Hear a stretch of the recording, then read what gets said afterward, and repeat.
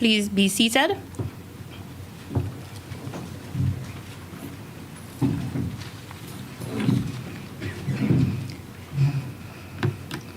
Prime Minister and Minister for Finance, Economic Development and the Youth Economy, Honorable Philip J. Pierre. President of the Senate, Honorable Stanley Felix. Speaker of the House, Honorable Claudius Francis. Members of Cabinet, Senators, President of the Caribbean Development Bank, Dr. Hyginus Jean Leor, Permanent Secretaries, government officials, officials from the Caribbean Development Bank, officials from the University of the West Indies, the National Youth Council, representatives from various non-governmental organizations, specially invited guests, Event St. Lucia, the Government Information Service, the media. Welcome to this morning's proceedings. I am your Mistress of Ceremony, Mondi Lewis, Press Secretary to the Prime Minister. Ladies and gentlemen, you may be aware that the 52nd annual meeting of the Caribbean Development Bank in June of this year, our Prime Minister, Honorable Philip J. Pierre, who serves as the CDB Governor for St. Lucia, accepted the role of Chairman of the Board of Governors. In this capacity, the Prime Minister will serve as the host of the next annual meeting, which will be held here in St. Lucia in June 2023. The chairmanship affords the Prime Minister, and in fact, the government and the people of St. Lucia, a unique opportunity to partner with the Caribbean Development Bank to access a regional, and might I say, a global platform for advocacy and actions on issues and areas that are critical for the achievement of national and regional development objectives. The thematic focus of the upcoming annual meeting is marshalling finance for development, access to adequate and affordable financing, and great emphasis will be placed on accelerating investment for the region, advancing for the youth economy, developing future national and regional leaders, and greater involvement of the private sector and indeed the citizen as a whole in this development dialogue. This morning, we will hear more about the Prime Minister's vision for his chairmanship and plans for the 53rd annual meeting and how both of these elements will have a lasting impact on the region's sustainable development agenda. Before we begin the program, it is my pleasure to introduce the head table. To my left, I have Mr. Ajani Labon, the interim chairman of the St. Lucia National Youth Council.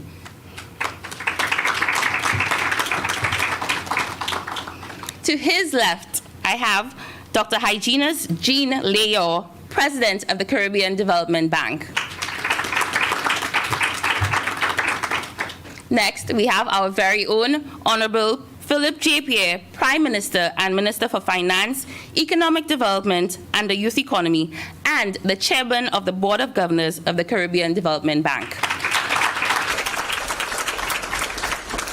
Next to him, we have Ms. Ulika Frederick, Mobilization Officer for the St. Lucia National Youth Council. Once again, welcome everyone to this press launch of the 53rd annual meeting of the Board of Governors of the Caribbean Development Bank.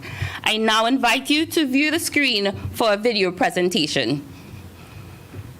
Putting youth first.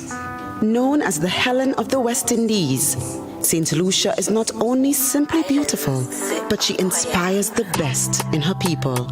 As her new cadre of global citizens navigate the economy, St. Lucia is poised to present opportunities for its people to innovate and excel as the next generation of entrepreneurs and business leaders.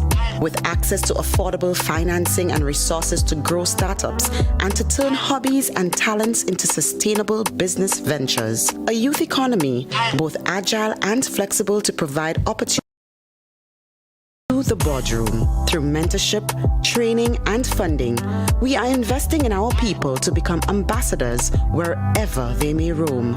The potential of our aspiring creatives and the promise of our emerging artists shape policy and continues to fuel St. Lucia's burgeoning orange economy. Investment in competitive grassroots sports programs and reliable sporting infrastructure propels the development of St. Lucian athletes, elevating national standards.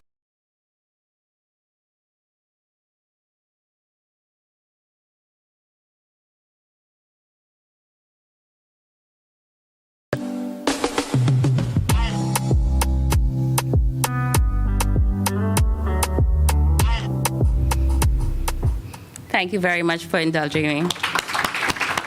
And I must say that this video was scripted, the talent was shot by everybody who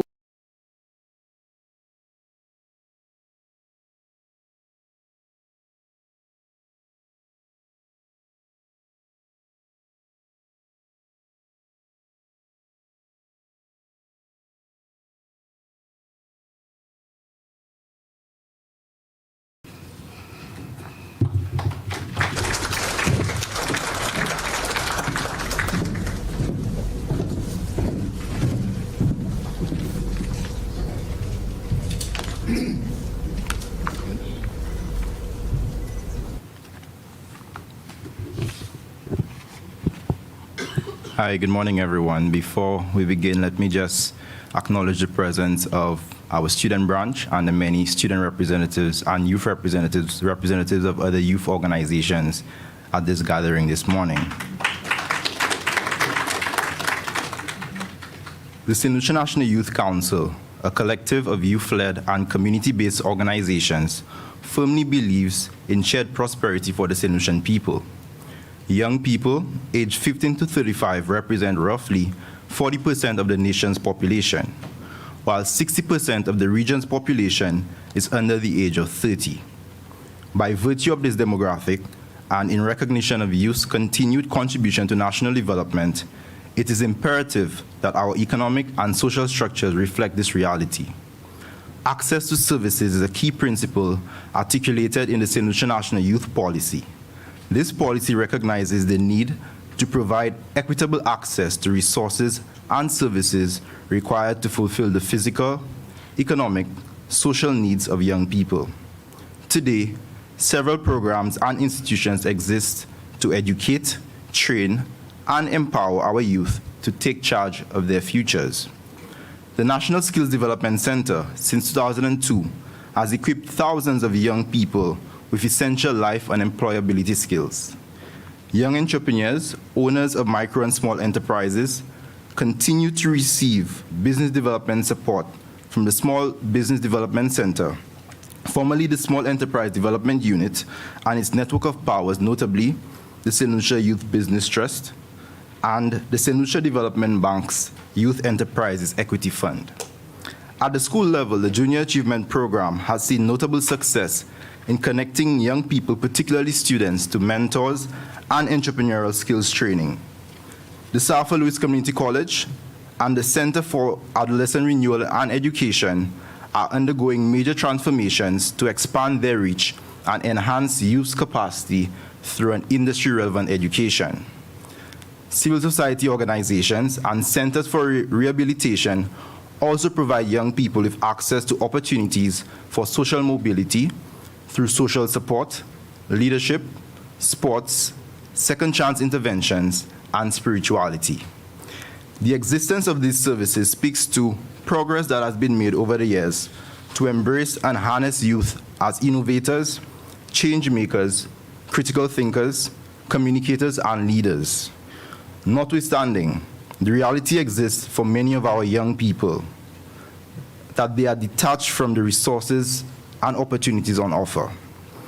This can be attributed to socioeconomic barriers such as low levels of literacy and financial stability, centralized services, low civic participation and awareness. These challenges are compounded by popular perspectives emphasizing youth reform, or the belief that youth issues originate with young people, and that somehow through a suite of reactive interventions, we can arrest these issues forthwith. With this backdrop, a renewed call for access to adequate and affordable financing for the Caribbean Development Bank's borrowing member countries can serve as a catalyst to efforts aimed to restructure local economies to better serve youth as key contributors. Strategic investments into young people offer the returns of sustainable and resilient economies. In St. Lucia and across other BMCs, the key question is, how can authorities ensure that adequate and affordable financing translates into accessible and sustainable services for young people?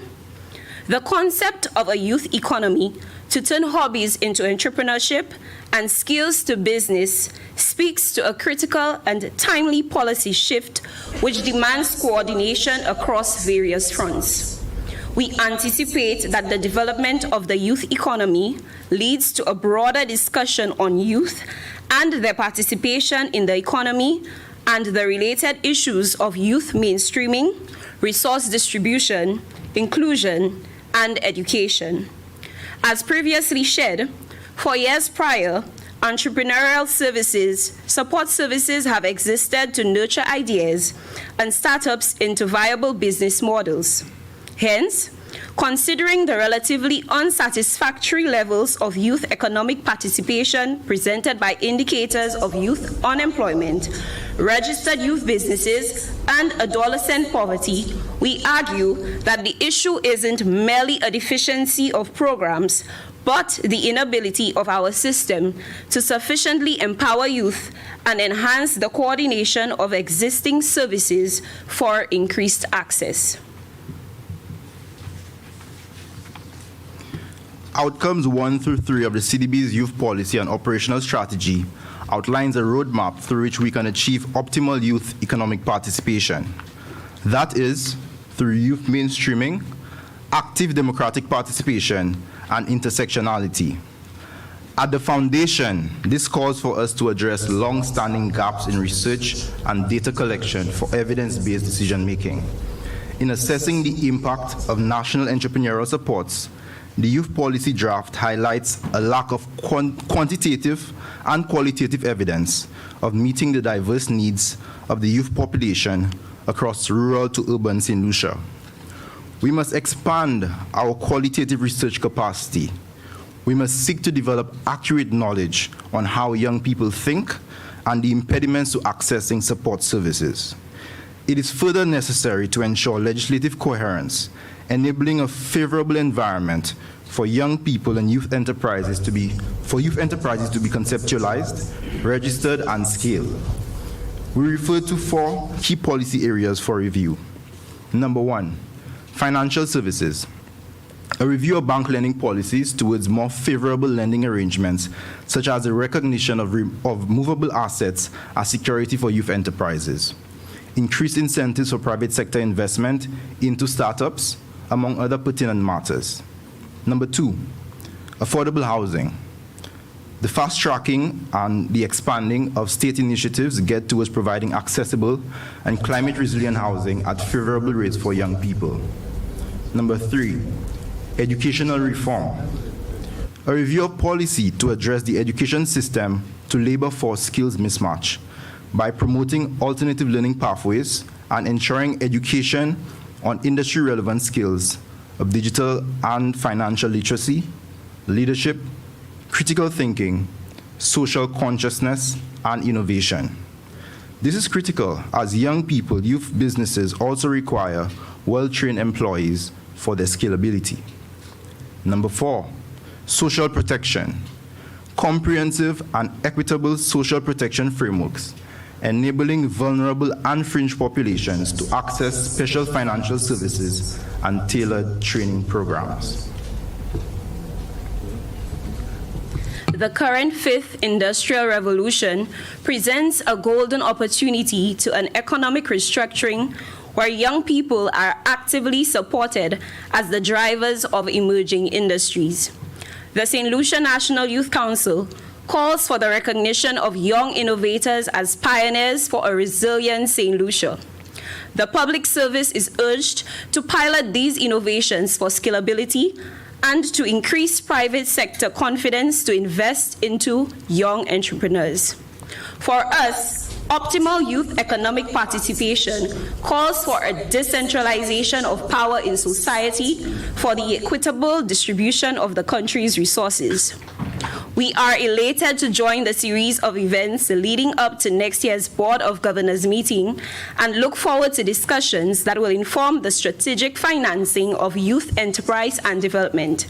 We take this time to congratulate Prime Minister Honorable Philip J. Pierre on the chairmanship of the CDB Board of Governors, and we pledge our organization's support to increasing youth's access to developmental opportunities. Thank you.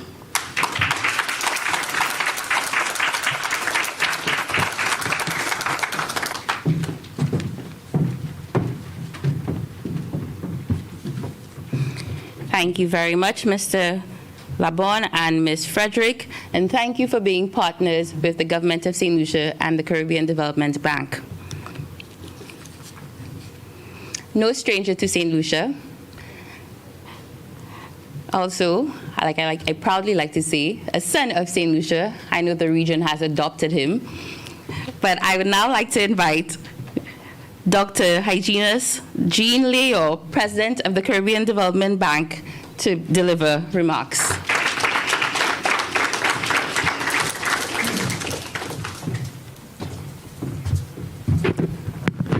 Good morning, everyone. I don't intend to use up the good real estate to call the names of everybody here, but let me just say protocols observed, and I'll acknowledge, of course, Honorable Prime Minister and the members of Cabinet that are here, the youth that are both on the podium, in the audience, distinguished guests and online audiences. So let me probably first start off. I'm going to change the metric here. No script, so let's just have a chat, keep it light. Let me first begin by acknowledging that it is more than a distinct pleasure that I am here to speak on home soil leading up to the annual meeting, which will be my third, but first in St. Lucia. And I think for me it rises to a different level. Everything goes onto this annual meeting because it is a meeting for St. Lucia, in St. Lucia, but not for St. Lucia, for the entire world. And I think that's the level we are raising this annual meeting for. It's about promoting the Caribbean, the region in the global space. And I cannot think of a better place to do it than St. Lucia. And why do I say that? Maybe we should do this in pure St. Lucia style. Why don't I tell you a team? Yeah, a little story, and then we can see it from that perspective. The story started with, I want to say, Sir Arthur Lewis, because we can think of him as the father of the CDB, the father of the entire development space that we inherited. And I think if we fast forward 52 years after the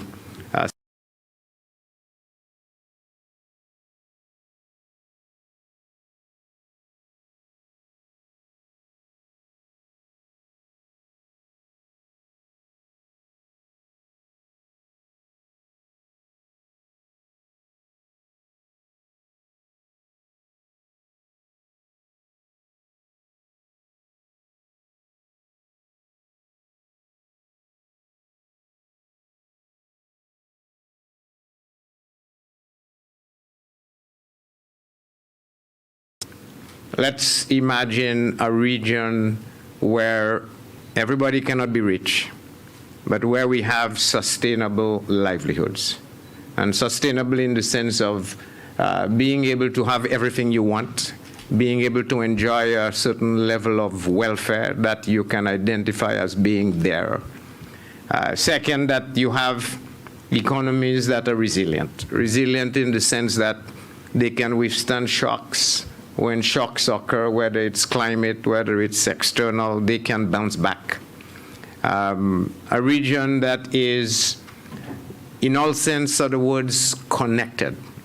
Connected in physical, connected in digital, connected in cultural space, that we can genuinely say we are one. And if we have that basic sense about us, we can start thinking, well, a region that now can be at the forefront of innovation, that can lead, can drive the way for an entire people, and maybe lead the world in that particular space. Now, if we think of this as the vision that we are looking to aspire to get to, then the question really is, how can we get there? And I want to walk you down maybe what I think and what we have been promoting at the bank of 3 elements of that vision, because that defines what we are going to be talking about at the annual meeting. It will define how we map a course, a chart for the region. The first is we need to be able to have activities, investment activities, that can meet goals that address our challenges. So it starts with a challenge. The challenge has a goal. And now we need to know what are the investment activities that can generate that goal. And that boils down to, effectively, how do we utilize knowledge? Knowledge creation, which I have called the industrialization of knowledge, as a means of creating a warehouse, a bank of investment opportunities that can be translated into investment activities that can meet the purpose of solving our challenges.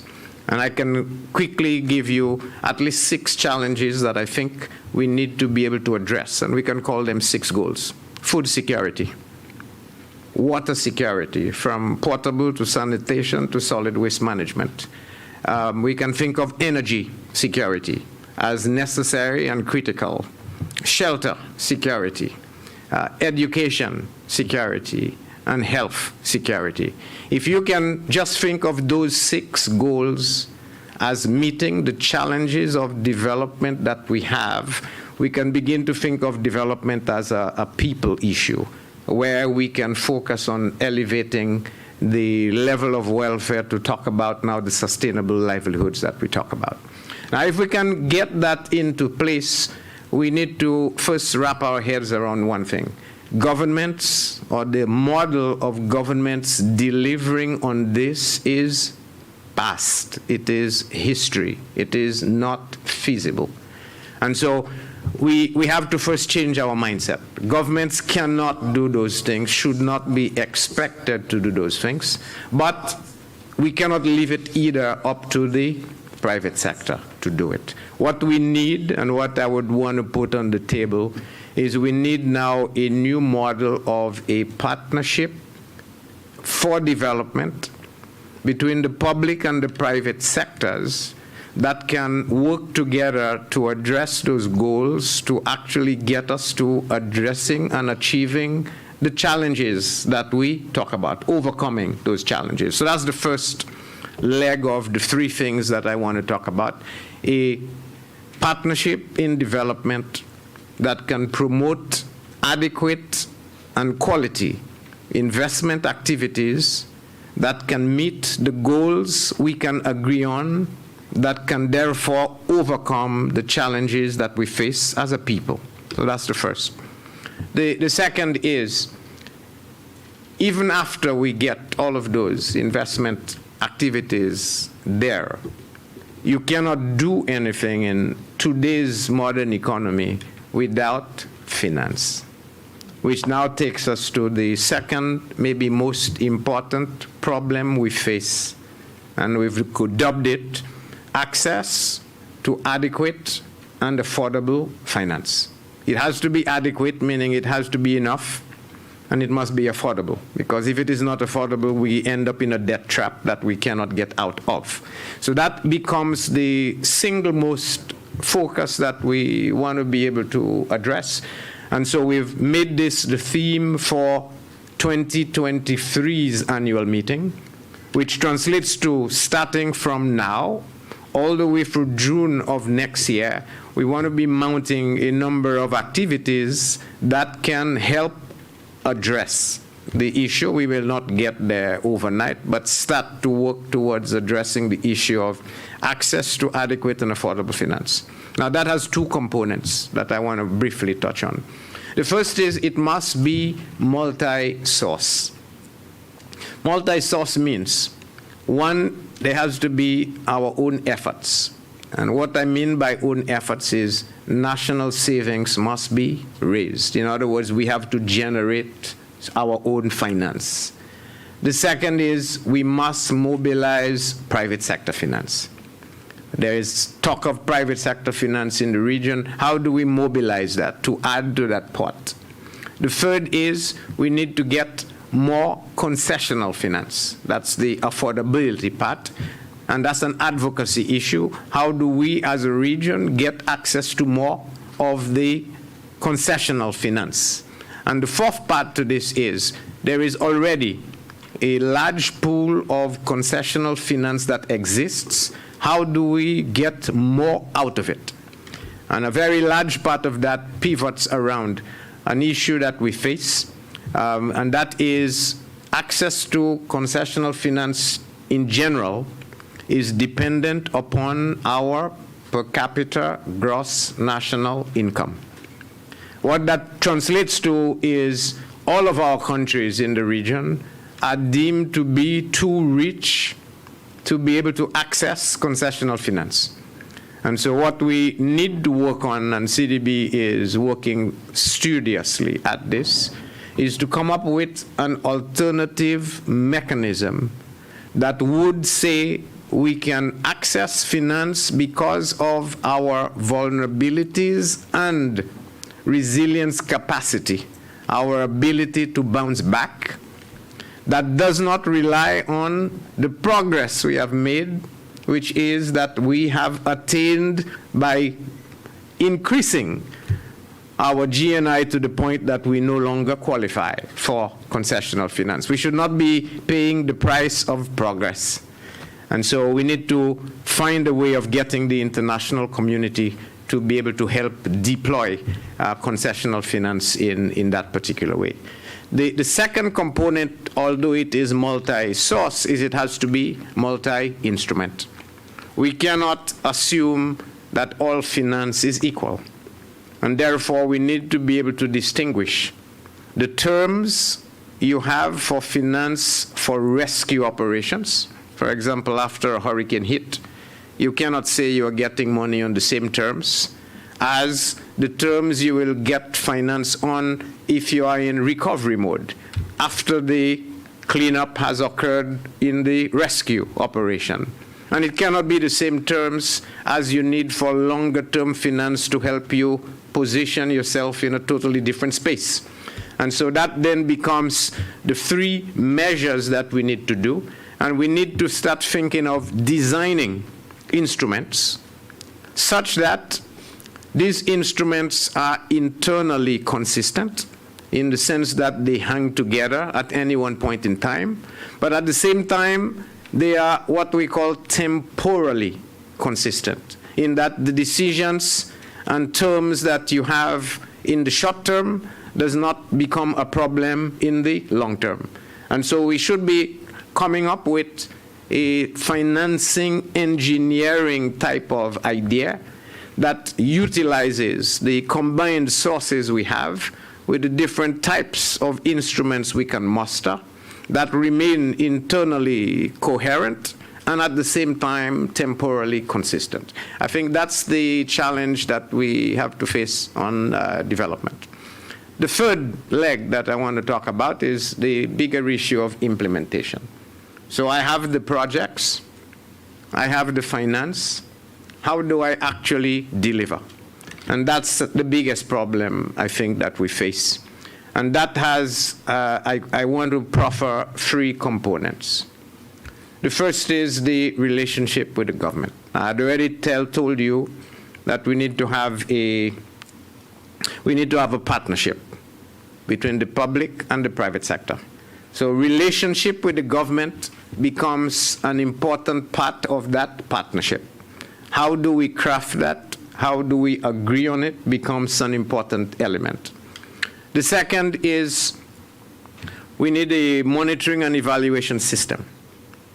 And by that I mean we need to know where we are, we need to know where we are going, and we need to be able to monitor across that space at each point what progress we are making, why we are not making the progress, and how do we pivot, adapt, be nimble enough to stay on track. So that whole system is what I talk about in terms of a distance to a goal metric, where whether it's an SDG or some other element, we have a distinct idea of where we want to be, and then we measure it. And that now is a large part of where we focused last year. We said we need to measure better to target better. That was the theme of last year's annual meeting. If we do not understand, we do not measure, we don't know how we are making progress, there is no way we can target. And so that's a large part. We've done this, and we've pivoted now to the financing part. And the third element of that implementation, I think, is what I am calling the nation's psyche. Our mindset, what is our role? And I'm glad we have youth here, because the baton is switching to you. And I don't, to be honest, like the idea of this is youth's problem or this is youth's perspective. No, it is a transition.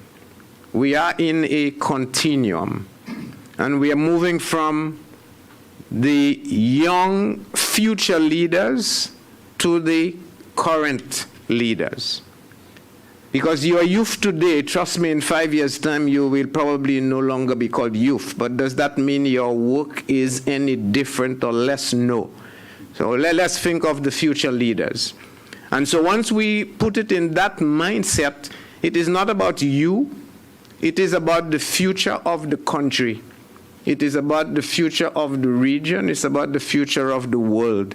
And so everything that you're doing, I think, should be looked at as an investment in tomorrow, not as solving youth's problems, because there will always be youth.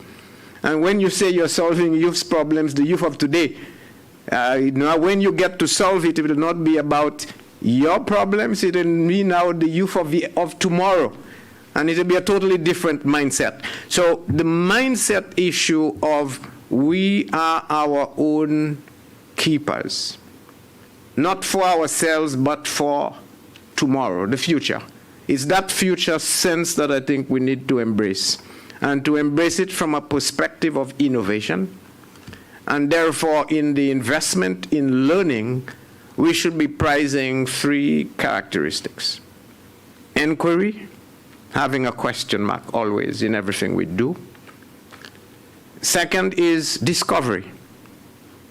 What does the information around me say? And the third is transformative strategies. We should never see knowledge and information for its own sake. It has to be for its utility, its use to generate transformation. And so what I'd like the youth, or let's say future leaders, to think a little more about is how do we inculcate in our kids from kindergarten to the grave. Education should never stop. Kindergarten to the grave.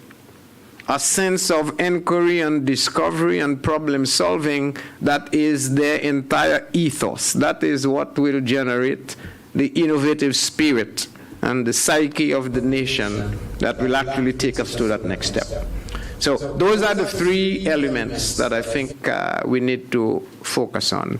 The investment activities needed to solve goals, to address our challenges, mobilizing finance to make this a reality, and implementing governance implementation that will allow us to deliver on meeting those challenges that we face.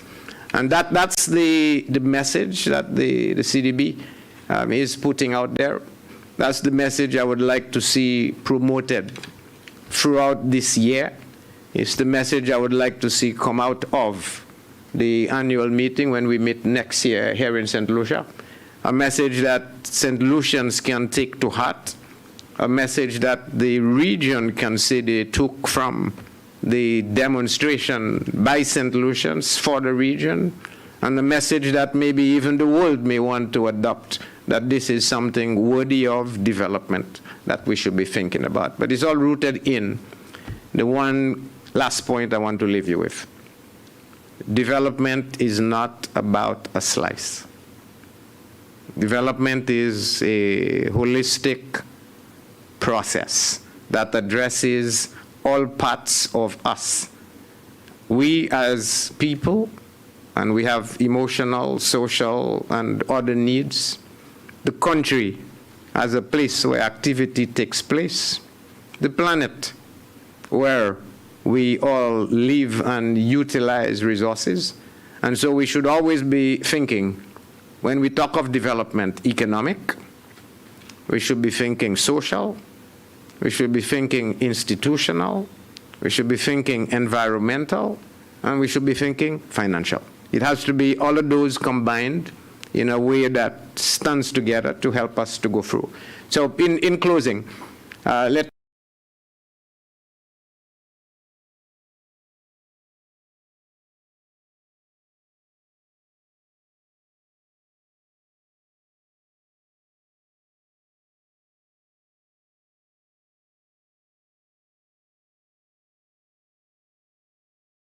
that's why we are launching this initiative.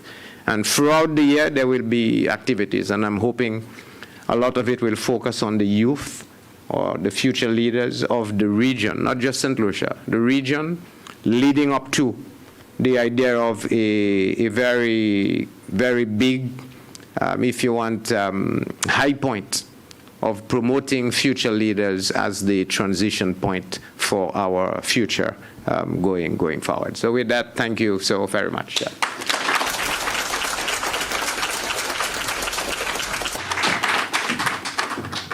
Thank you, Dr. Leo. After Prime Minister and I were in Turks and Caicos for the 52nd annual meeting, all I kept hearing was no pressure for putting on next year's annual meeting. And this time, like Dr. Leo says, it's not going to be 3 to 5 days. It's a year of activities. So I'm sure I'll be seeing you all very often for the year if Dr. Leo and Ms. Power has their way. A little story about Dr. Leo. In 2013, he presented the Independence Lecture, Responsibility of Transformation. And at that time, he served as the IMF rep for Jamaica. Now he is with us in the region. We have him all to ourselves. And I know if I know anything about him, it is that he will marshal us, push us into getting the work done, very meaningful work, and I hope that we all can play our part in the year's activity. But thank you again, Dr. Leo.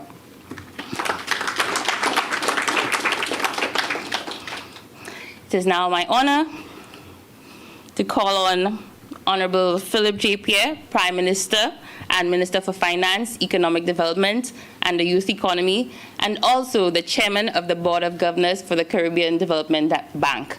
Prime Minister.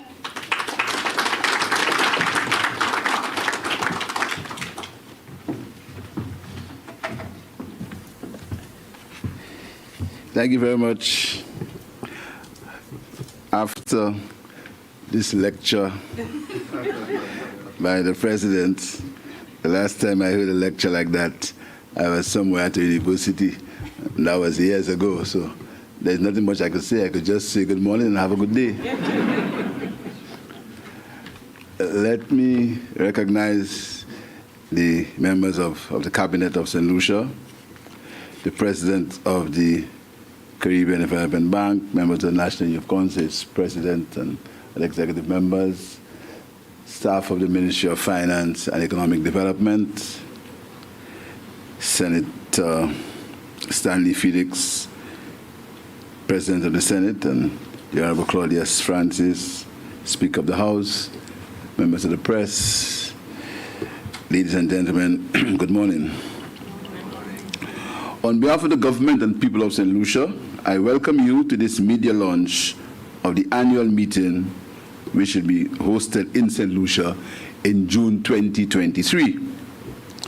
Allow me to welcome President Jean Leon to his home country, St. Lucia. While I look forward to hosting the bank's flagship event, the annual meeting, I'm equally keen on using this year of my chairmanship to add voice and give visibility to key aspects of the bank's program, which I believe are of critical importance to the development of St. Lucia and the rest of the region. In fact, President, I'm happy to answer your call for governors of the bank to play a more active role in the workings of the bank, the challenges of this region, and to overcome if we work collectively as a people. When I graciously accepted the chair at the close of the 52nd annual meeting in the Turks and Caicos, I noted that my one-year tenure would be defined by finding solutions for difficult times. If there is one lesson to be learned from the pandemic and the ongoing fallout from the Russian-Ukraine conflict, is that the sooner we understand and expect and accept that difficult times may now be more the norm than the exception, the sooner we set about focusing our resilience to ensure that no matter the degree of difficulty, we have what it takes to chart a sustainable life for our people. In this vein, I'll be using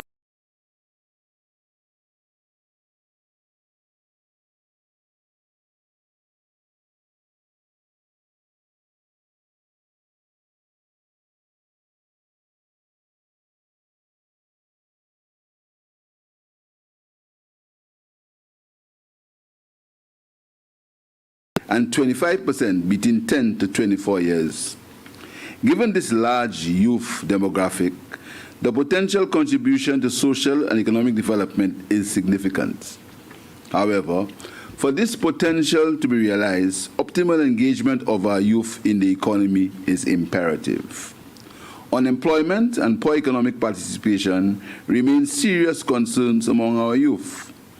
Unemployment rates for persons 15 to 24 years old in the region generally range from 18% to 47%. An average youth unemployment is more than 3 times that of adult unemployment. The situation is more severe for young women.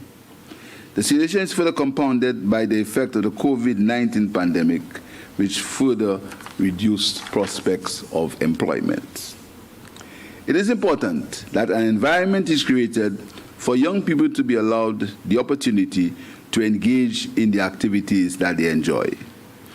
Our education system must be adjusted to reduce the mismatch between the skills required for the workforce and the skills available to our youth. Despite greater access to education and health care than previous generations,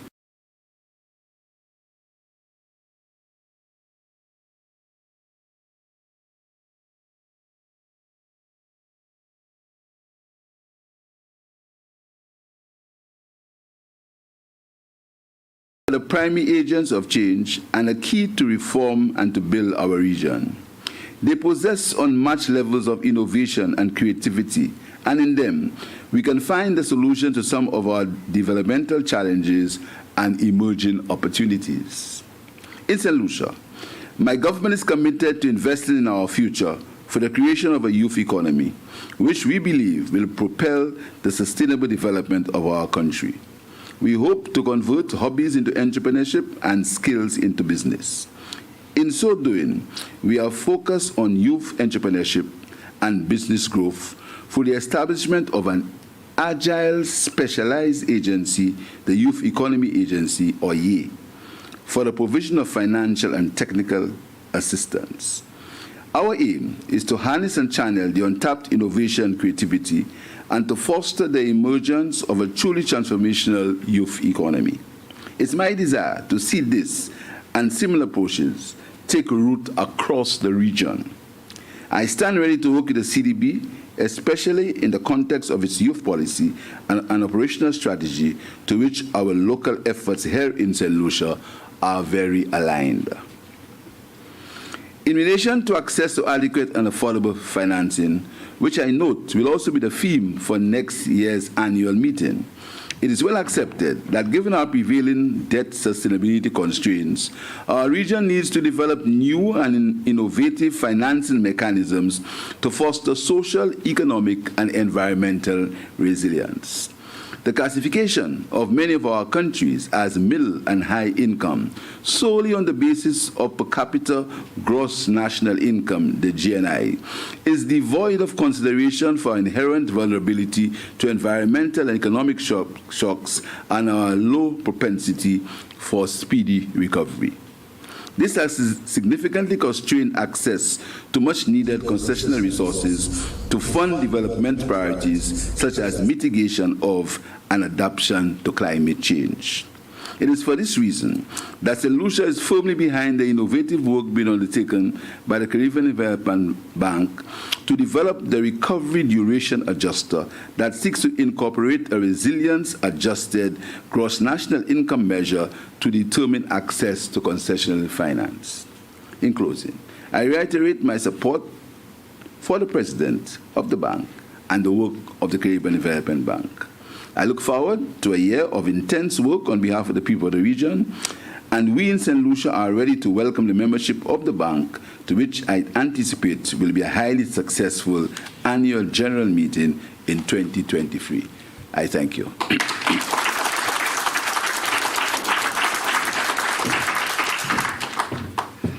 Thank you, Prime Minister, for these remarks. And just to reiterate, St. Lucia is looking forward to partnering with the Caribbean Development Bank and all our partners, UETV, the St. Lucia National Youth Council, and all the various non-governmental organizations present here. Welcome and thank you for coming. We will now move to the question and answer segment of the program. So we have placed a mic in the center. So anyone from the media and I dare say maybe guests who have any burning questions can direct their questions to both President Dr. Leo and Honorable Prime Minister Pierre. So the mic is open, and we are also engaging media on a Zoom platform, so you will see me, or hear them rather, asking questions. If you cannot hear, I will repeat. I should get my phone. I will repeat the question via a message. So anyone to start off with questions, please? The mic is here, and I will go via Zoom. Okay. Please state your name and the media house that you're representing. Thank you very much.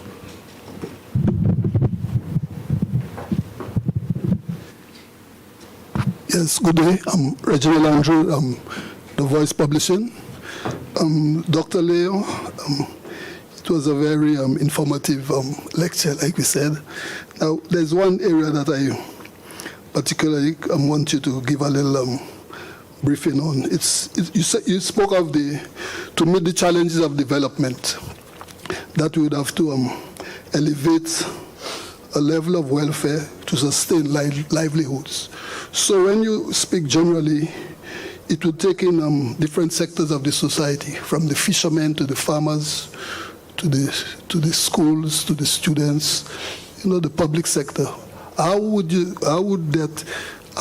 generate a sort of a correspondence between these different units, these different agencies, to bring about that level of progress?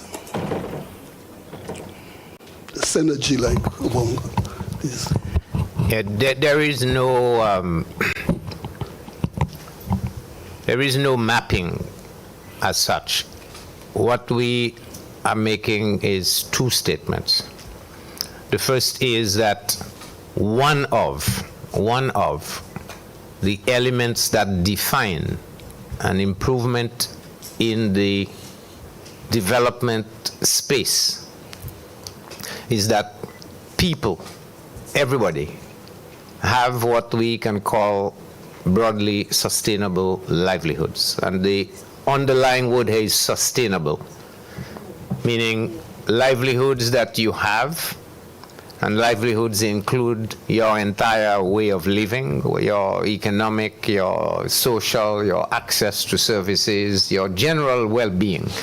That is sustainable, meaning you can keep it and can continue it at a certain level going forward. Not it is there today and tomorrow it's down. So that's the first thing. It's a sustainable livelihood will define the goal that we are looking to achieve, to be able to state that we are developing or we have developed. So that's the first. So it applies to everybody. The second point is, how do you measure that? And I think that is maybe the bigger issue you are trying to ask. It is not going to be, do the students have and do the farmers have? Everybody has to have, else we cannot have sustainability.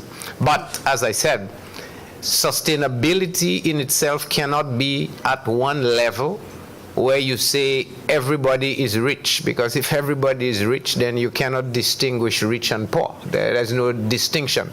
So there will always be levels of sustainability. But at the very minimum, we should be able to define what is a minimum level of sustainability and a concept of fairness and equity in society that everybody has, but there will always be, we cannot get around that, there'll always be gradations of some people having more than others. But that's a fact of modern living. I don't think you can get around that. Yes. Okay, and just one more follow-up to the Prime Minister. Prime Minister, you place a lot of emphasis on the youth economy, and you also mentioned that there'll be a youth department or youth unit within that structure. Can you just briefly outline what are some of the key persons that would be involved in that department or that unit? Just bring maybe a head or chairman or whatever. If I do that, I'll be prejudicing people who apply.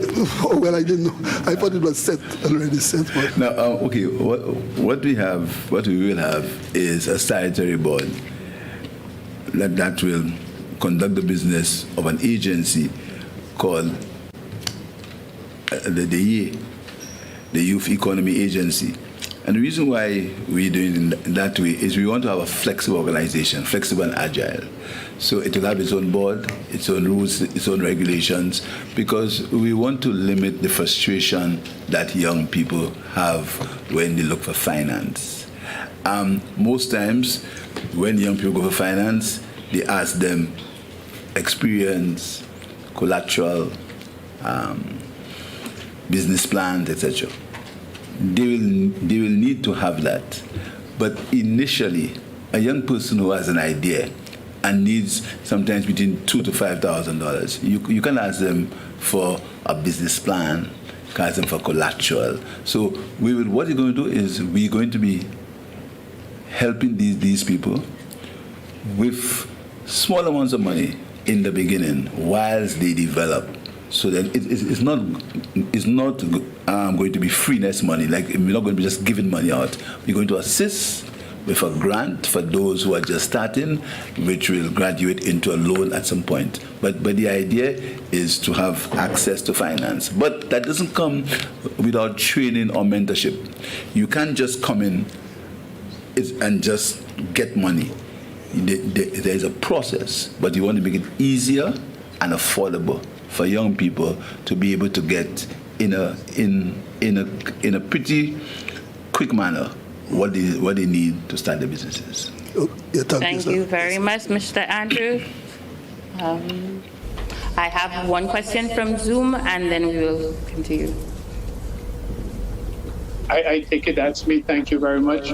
Peter Richards, Caribbean Media Corporation in Barbados. Mr. Prime Minister, you're saying, and other prime ministers have said it in the past, the need for new, and to quote you, new and innovative and financing mechanism to deal with the debt sustainability in the region. As one of the new prime ministers, do you have any specific strategy that you would like to discuss? Yeah, sure.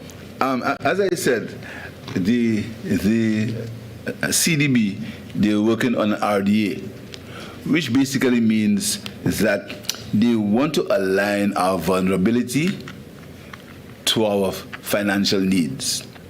You can't expect, what is happening now is that the world measures our credit, what they call our credit, in terms of a GNI, which is a gross national income. And that means if you have a few people who are very wealthy and many who are very poor, the average would mean that the country would seem to be very rich. But that is not the case. Because any one of our islands, we can get up at any day in the week and find that we have a hurricane that has wiped out the entire country. It has happened in Dominica, it has happened in Grenada, it has happened in Jamaica, etc. So what we want to have a measure which the CDB is working on, which says that, listen to me, if you are seeking finance, other factors must be taken into consideration. Your vulnerability and how quickly you can recover from a disaster. This is what we are speaking of when we're speaking of new methods of seeking finance for our region. But I think Dr. Leo will definitely say that it is going up against problems from even the United Nations and other developed countries. I don't think that's the case, Peter. When you say it's going up against problems, I don't associate with that. The issue is that the world, not the UN, the world has been struggling with this idea that GNI is not an appropriate measure of development and therefore not an appropriate measure of access to finance for development for the last maybe 35 years. We have not produced a solution to it yet.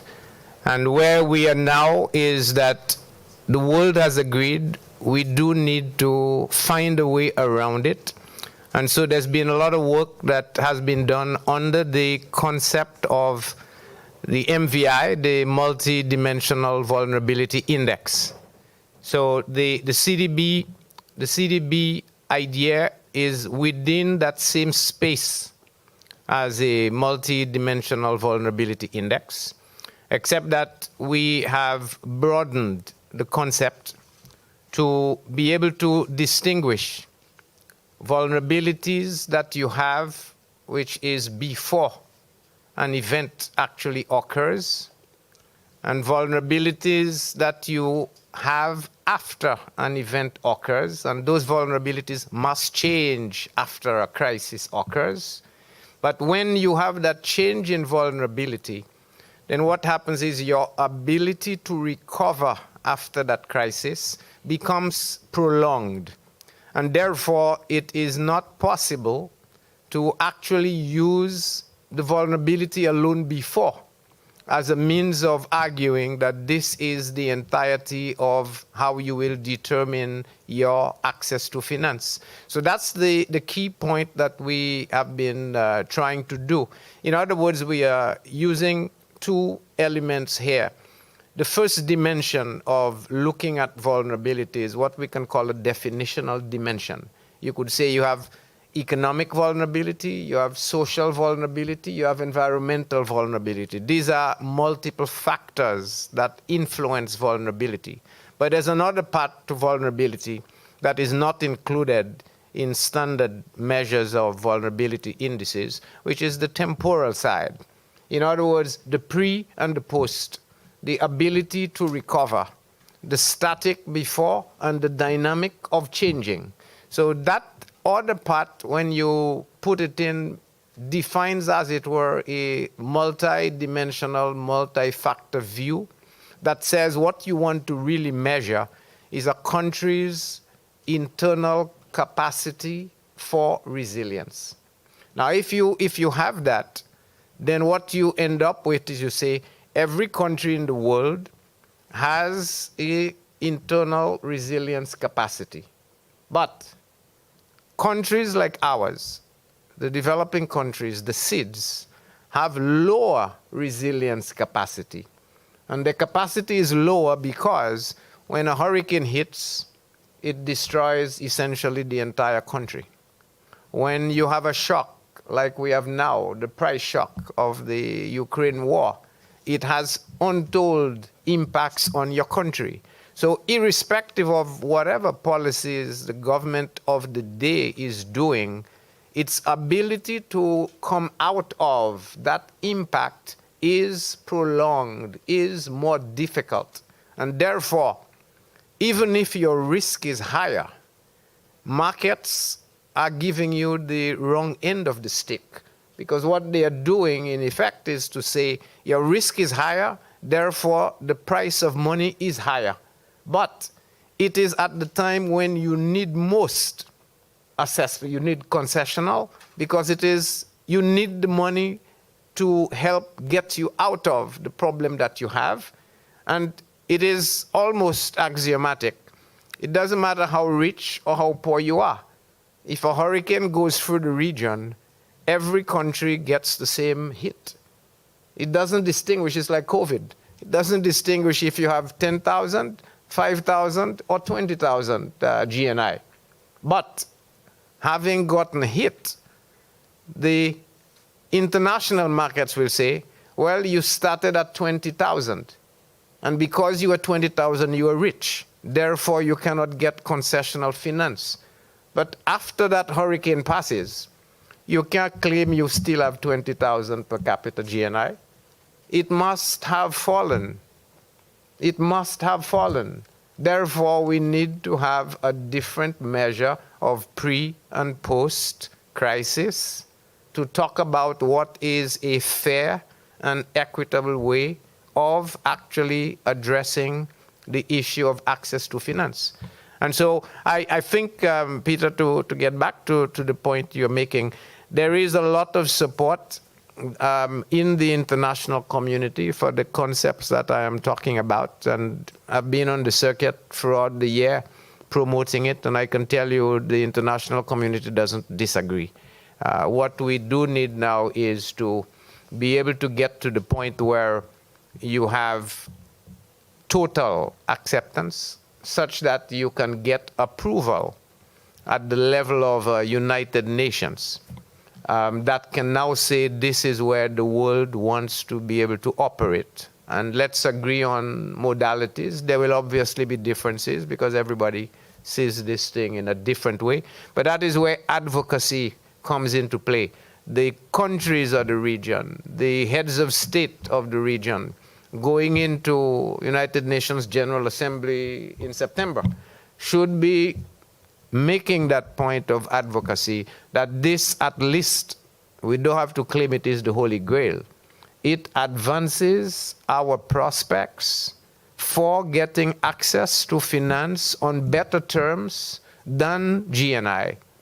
And therefore, SIDS, developing countries, stand to benefit from the integration of vulnerability and resilience into measures of determining how you access finance for development. I hope that clarifies for you, Peter. Thank you, Dr. Leon. Thank you, Mr. Richard, for your question. We have a question from the floor. Please remember to state your name and identify your media house. Good morning. Good morning. My name is David Jordan, Caribbean News Global. My question is actually directed both to the President of the Bank and the Prime Minister. Good morning. The theme of your launch focuses on the marshalling finance for development. It seems to suggest that there's a new Marshall Plan to solve all the myriad of problems that we face in the Caribbean. I know this is not so, but at the same time, whilst narrowing on the issue of access to adequate and affordable financing is extended both to the private sector as well as the public sector. I am raising an issue here that, one, I subscribe to your theory. I've heard it more than once, so I've actually been following you. I'm president of the bank.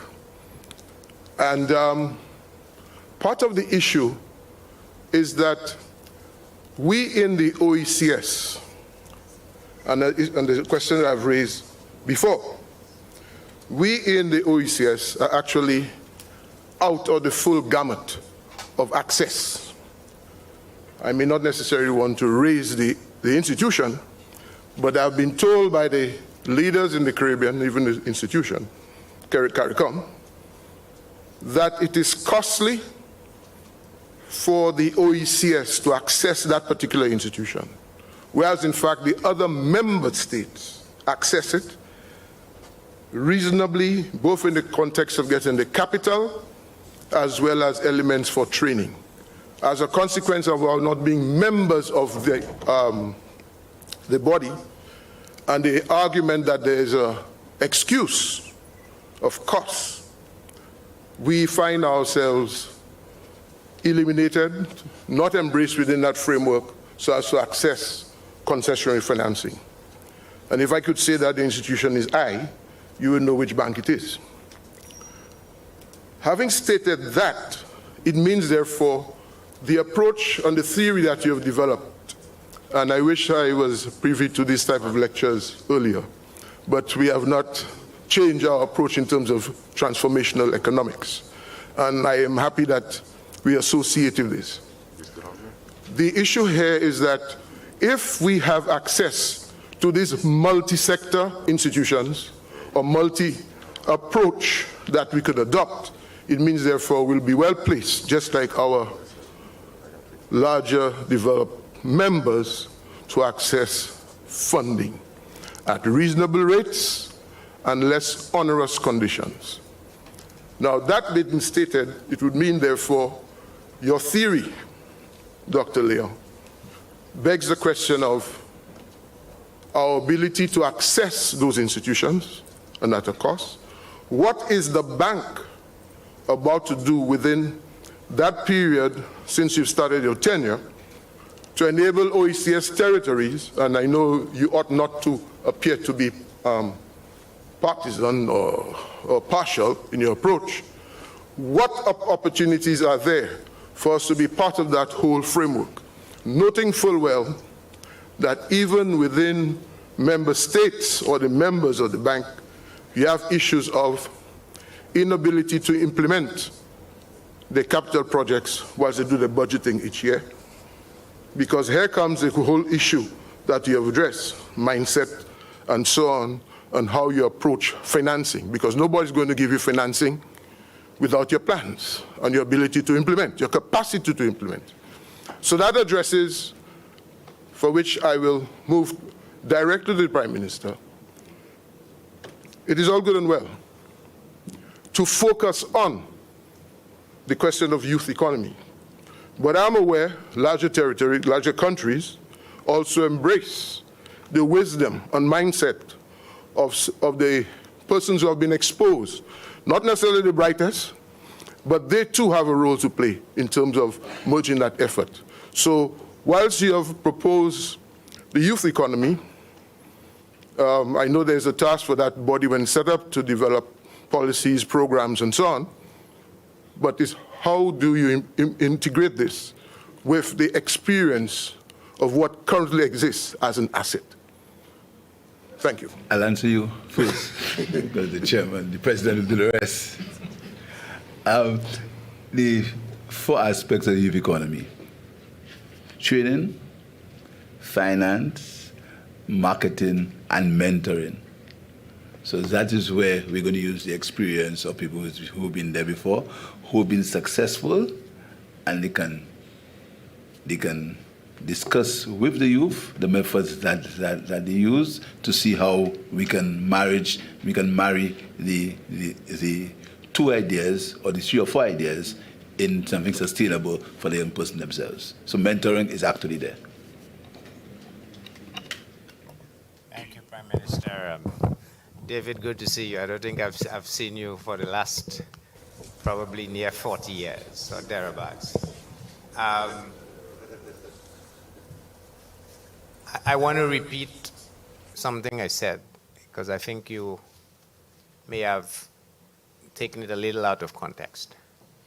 The first is at the level of foundational principle. All development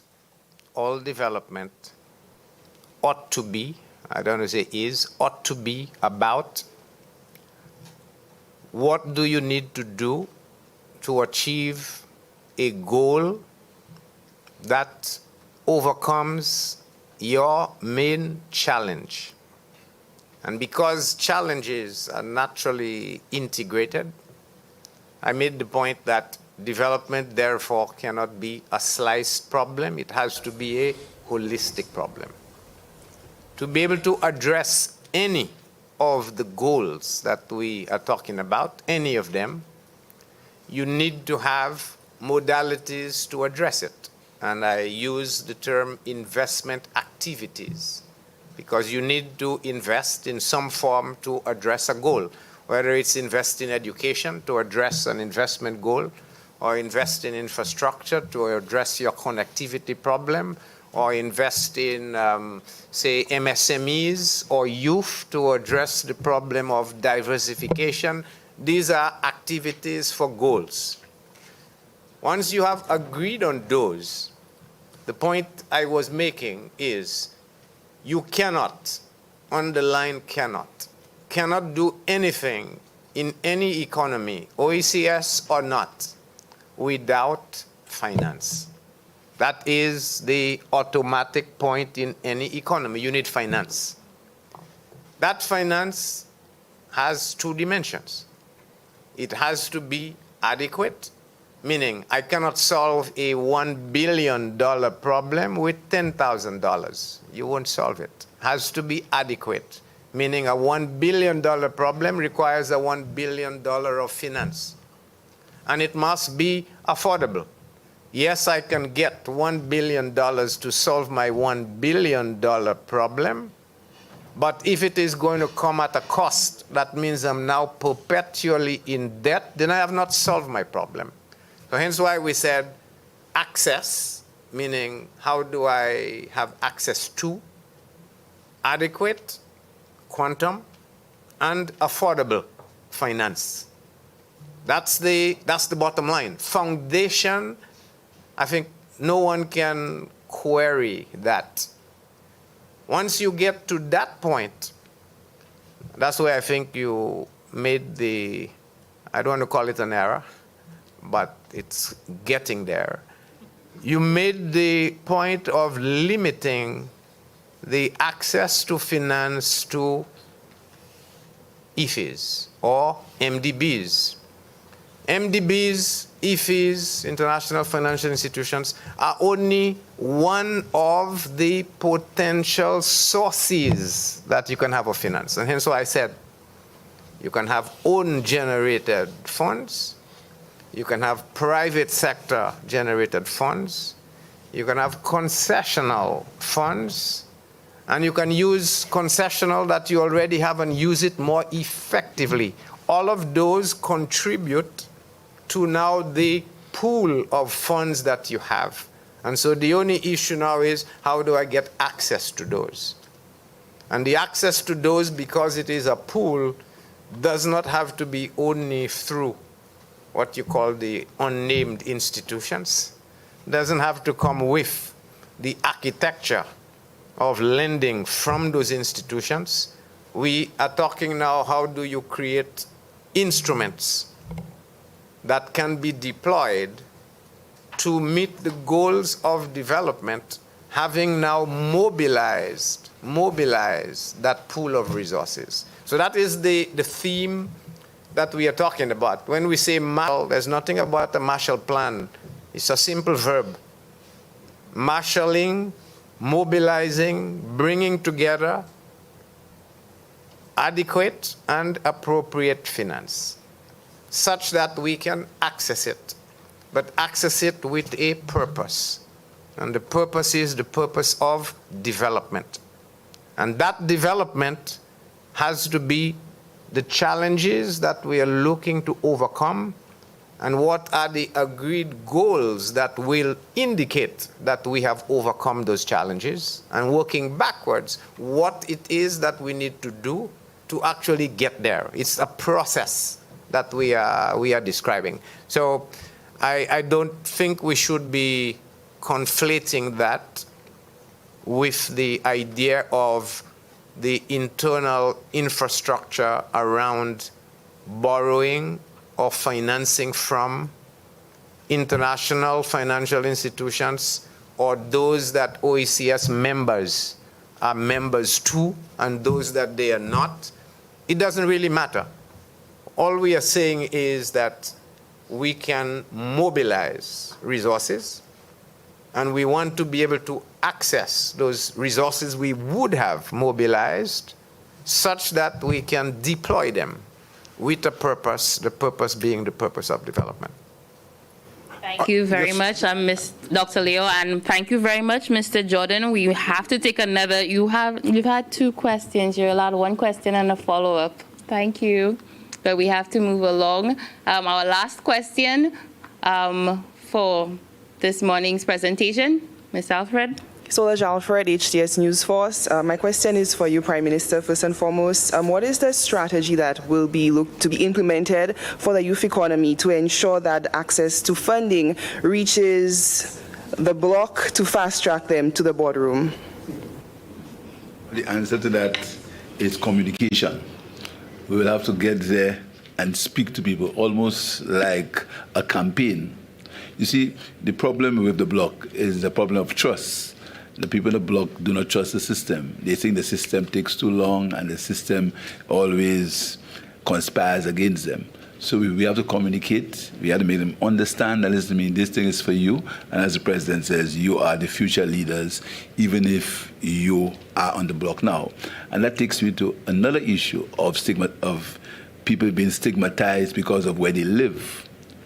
And this is something we really have to deal with. Your dress should not determine your character or your future. And the ghetto should not be a ghetto. In fact, the ghetto is in your mind and not where you live. So it's communication. That's how we can deal with it. And my follow-up question is for Dr. Leo. You spoke of connection within the region, and you also made mention of investment activities must meet the goals that address challenges. A major talking point has been that of regional travel. Now, you just spoke of the solution being accessing adequate quantum financing. Do you believe we as a region will be able to tap into such financing to address regional travel issues? Yeah, I believe in one simple edict. We need to create our future.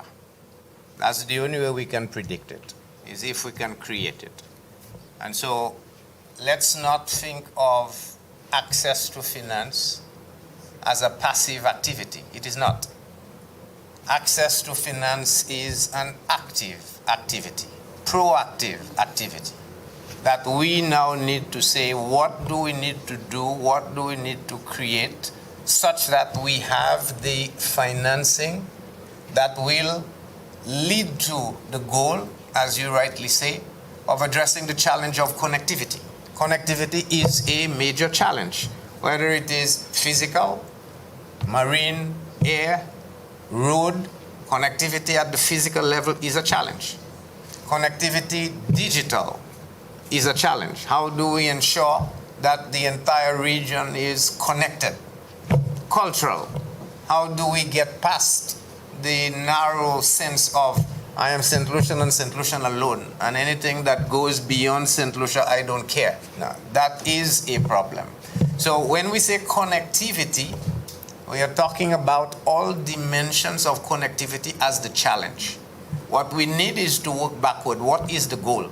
A goal may very well be having a air network system that can serve the entire region in the sense of providing the means through which any of our peoples can move from one place to the next. Goods can be transported from one place to the next at a price that is affordable. Now that's the goal. Once we agree on that goal, the question now becomes the how. What are the investment activities that need to be undertaken, and how do we finance them? So that now is the access to finance. And I'm saying that finance is not going to just land on your lap. We have to create it. When we create it, now we can deploy it. And we can deploy it for the goal at hand, which we can measure, to address the challenge at hand. That becomes a development project. I know. Thank you very much, everyone, for your questions. I know when Dr. Leo is on the floor, it feels like an educational time.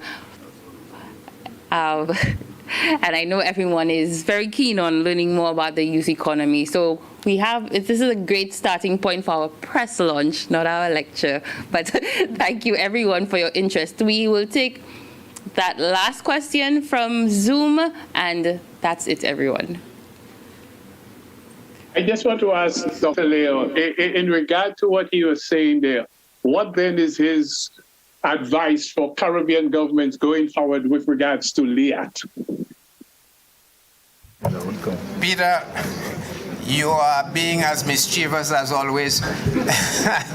Now, I don't have specific advice to governments about LEAT.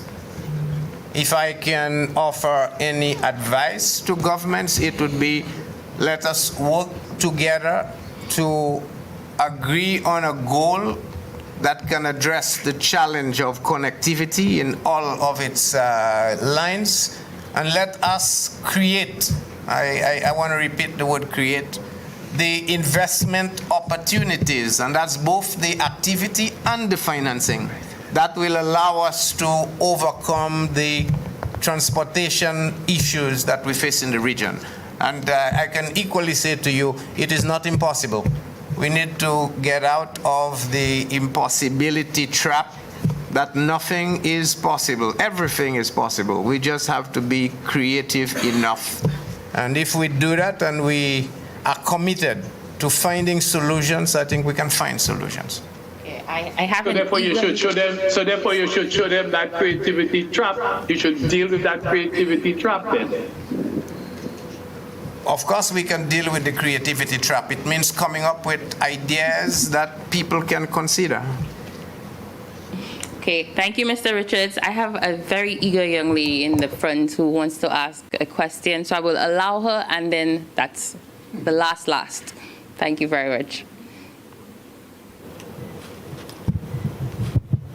Okay, so thank you for your grace in granting me the opportunity to ask the question. So, name and my name is Sienna Dalto. I happen to be the interim president of the St. Lucia National Students Council, but it's a personal question. I'm not asking on behalf of them.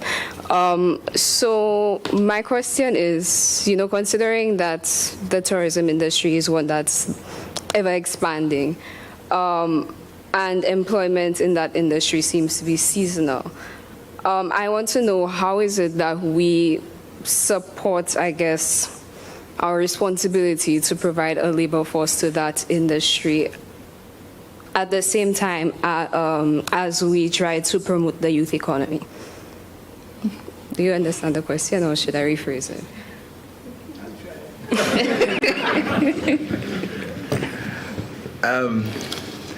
You see, the industry, part of the main issues around the industry is that not enough of the tourism dollar remains in the island, right? It's estimated that probably 50% or even more than that leaves the country.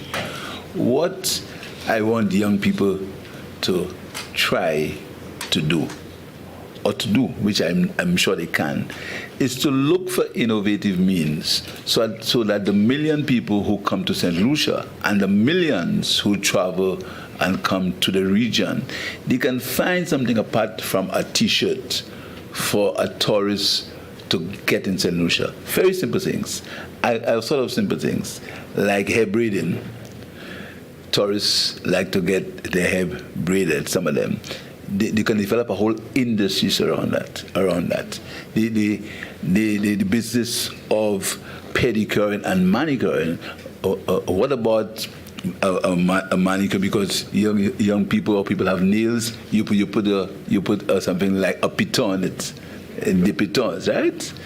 In arts and craft, can we not create a nice choreograph festival like La Wars or La Marguerite, and you have a dance, etc., when the cruise passengers go to Soufrière, so they stop someone on the way, and you have that kind of production. What do you have to think of?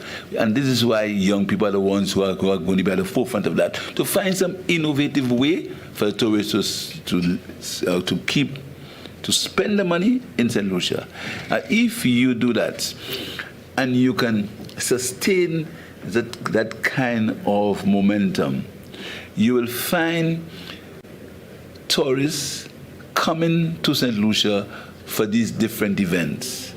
And what that means is that you can probably change the kind of tourist that comes in, because you have a tourist who will come for adventure, who will come for sea. You organize some innovative tour. I was speaking to somebody on the weekend, and they were talking about turtle watching, and they were saying the road to that is very bad, the road to the beach or to the world. And I say, well, Prime Minister, fix the road. I said, no, what you can do, you can organize a hike. So you have a hike from the bad road to see the animals on the sea. So you have two bites of the same cherry. So you have a hike, and then during the hike, you have local juice to be sold, etc. So you have to be innovative. What I want is to pull out the innovation of young people, and not for us to always tell them what to do. There's absolutely nothing wrong in working in an hotel. Nothing wrong. But what must happen is our young people must be able to use their creativity, use their intelligence to create that new economic space so that they can survive. PM, if you don't mind, can I add something to this? The point that the PM was making is important, and that is the concept of value addition. Loosely, what he's saying is a large part of every dollar that comes in goes back out. So the value addition is low in terms of what stays. But it is low because we are not adequately linked within St. Lucia, such that everything that is produced, a large part of it needs to be imported, and therefore the leakage that the PM talks about means to get $1 from whether it's your nail, as he was discussing, I need to import all of the Q-Tex, whatever has to go on your nail. So the addition is obviously going to be very low. So part of the solution to what you're observing is how do you integrate the tourism product across more products being done in St. Lucia, so the value addition remains higher. But equally, I want to add something to what the Prime Minister has said. A lot of it is definitional. We limit our minds almost certainly into thinking what tourism is. If you say, what is the tourism product? Everyone can say, well, it is simply about tourists coming enjoying the beach, the hotels, maybe a few tours, and that defines tourism. But why limit it to that? So when we talk about tourism, the first thing we should be thinking is, what's the definition? How can we expand that definition? And even I would argue, let us break that barrier of thinking as tourists as only physically entering a space. The world of today is a world where we have turned everything we know of physical boundaries into an unlimited boundary space. And I would want to challenge our young future leaders. Let's start thinking of a new definition of digital tourism. If you have a digital tourism product that you are talking about, then the whole world becomes your stage overnight. Overnight. Yes, we want them to come to St. Lucia, but what if we can have them, whether it's augmented reality or otherwise, experience St. Lucia in a digital space? That's a very open area of expanding your tourism market. And it addresses the issue of seasonality, because then you don't have the problem of tourism is only in the winter months overseas when people come into the warmth. But you also have a northern and southern hemisphere. When it is summer in the southern hemisphere, it's winter in the northern hemisphere. Why limit our tourists only to northern hemisphere? What about exploring the southern hemisphere? Then you get rid of your seasonality problem. All you need to do is to understand what type of tourism product will the southern hemisphere want. Is it the same as the northern hemisphere, or is it different? If you can understand that, you can start now thinking of expanding your market, expanding your product. It's still tourism, but I've changed the definition of tourism. So that is where we need to be thinking. When we talk of innovation and creativity, let's not take what we know as granted. In fact, I would argue, everything you think you know, throw it in the waste bin. Think about something else, something different. That is how we innovate. Tourism can be humongous. But if we are starting to think of tourism as sun, sand, and sea, and hotel, and that's the beginning and end of tourism, of course it's going to shrink. Because everybody else that have sun, sand, and sea will be doing something to compete. Open the vistas. Look at the concept of tourism. It's the sharing of something that is indigenous to you with somebody who doesn't have it. And that can be unlimited as long as you can open your mind to alternative products. So that's your challenge. Go start thinking about, and when I say you, future entrepreneurs, start thinking about alternative definitions of tourism, and you'll see how quickly not only will the product widen, but the value addition that the PM talked about will increase. Thank you, Madam President, and thank you, Dr. Leo. And for the young people in here, I just want to explain that Cutex is a brand of nail polish, and I only know this as another young person because my parents would have taught me this. So I'm just letting all of us know this. But I would like to conclude by thanking everyone for joining us here today for the 53rd press launch, of the 53rd annual meeting of the Board of Governors of the Caribbean Development Bank. And special thank you to the Caribbean Development Bank for partnering with us today, the National Youth Council for also being a partner of the CDB and the government of St. Lucia, to UETV, to the Government Information Service Events Company for setting up this beautiful location for us. I would also like to thank the staff of the Protocol Division of the Ministry of External Affairs, and to everyone who came and supported, who engaged. I think coming from this session, we know now that we need a lecture. We need that engagement because there seems to be a lot of interest, a lot of ideas to exchange. So I'm looking forward. I suppose that could be a part of our activities for the year. And once again, everyone, thank you for coming. To those in the media, thank you. For those joining us on Zoom and via the internet, thank you very much. My staff from the OPM is insisting that I say thank you to them. Thank you very much, guys, for everything that you do. Thank you and have a good day.